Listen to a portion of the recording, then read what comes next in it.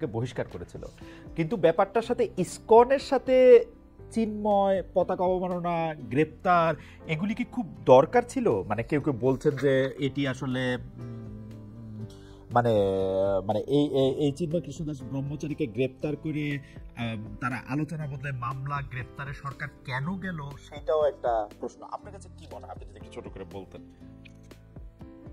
আমি যেটা খুব ছোট করে বলি সেটা হলো যে আসলে যে পরিস্থিতি ছিল এবং যেভাবে প্রভোগ করা হয়েছিল তাকে তো অ্যারেস্ট না করে উপায় ছিল না, কারণ আইন অনুযায়ী তাকে অ্যারেস্ট করতে হয়, মামলা হয়েছে, অ্যারেস্ট করেছে, বেল দেয় নাই, এটা হলো জুডিশিয়ারি ব্যাপার। এবং তারপরে তো আরো উচ্চতর আদালতে যাওয়ার সুযোগ ছিল, তা না করে তারা কিন্তু সেখানে ভায়োলেন্স করেছে চিন্ময়ের যারা সহযোগী সহকারী আছে। তো আমিও শুনেছি বা পত্রিকাতে পড়েছি যে চিন্ময়কে ইসকন থেকে বহিষ্কার করা হয়েছে। তাহলে ইসকন সেটা এখন স্পষ্ট করে জোরে বলুক, ভারত থেকে সেটা বলা হোক। প্রেস কনফারেন্স করে বলেছে ইসকন পরদিনই যে আমাদের সাথে চিন্ময় কৃষ্ণের কোন রকম কোনো সম্পর্ক নেই।